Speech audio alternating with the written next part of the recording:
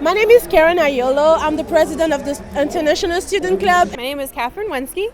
I'm the editor-in-chief for the Schoolcraft Connection newspaper. Hi, I'm Humaira Adiba. I'm a staff writer at Schoolcraft Connection, and today we have a student leader with us named Ashley. Hi, Ashley. Please state your full name, your major, and the club that you're working for, and your position.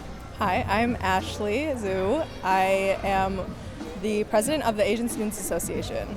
All right, so do you have any tips or tricks for students to do better in study even if they're busy and involved? I think working out a schedule ahead of time is really helpful for me. I know that having a schedule to follow in terms of knowing when my commitments are, like class and clubs and work, and when I'll get fit studying in, it works for me to plan everything out ahead of time and kind of budget my time, and also plan a little bit of time for fun things as well to break things up and make things a little less stressful. I think planning. First, you have to plan everything when you're a college student because you have work, you have your life, you have to plan.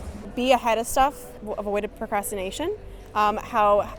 What I did to help me get out of a lot of gutters was that I did stuff ahead of time, and I really kind of planned out, and I was very aware of my workload, so definitely being aware of that. Prioritize being a student though. You are definitely still a student, that comes first. Second of all, don't stress yourself. You have to take time to have some fun time and be involved. So my trick is just relax, do everything in time, plan your work, and you'll be fine.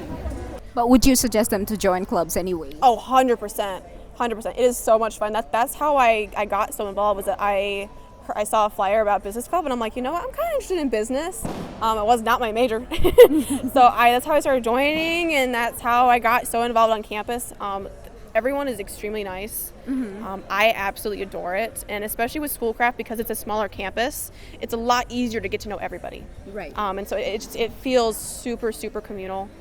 Everyone has so much love for each other, so I 100%. Even if you have minimal commitment, that's enough. That is totally enough.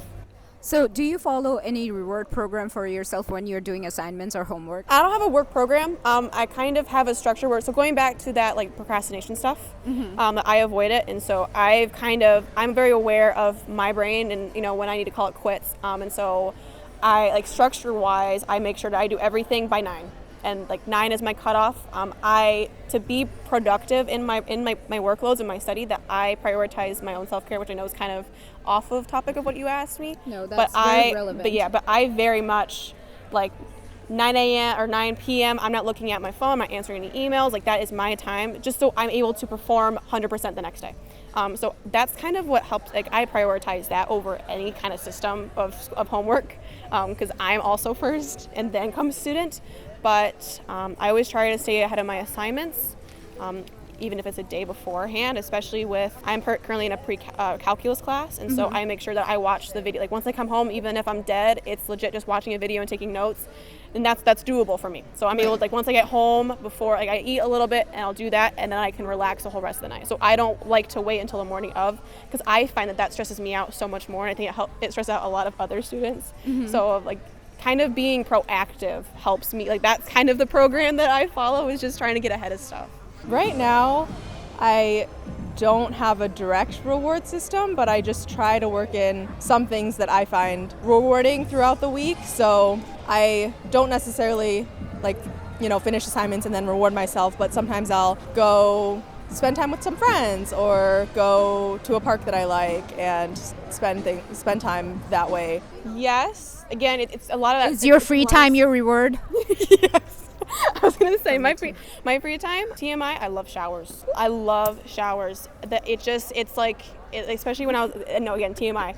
When I was a baby, that's what my mom did to kind of calm us down. And so it's kind of that weird like back of the head thing. And so like I just take a nice long hot shower, and I'm peaceful and I'm happy.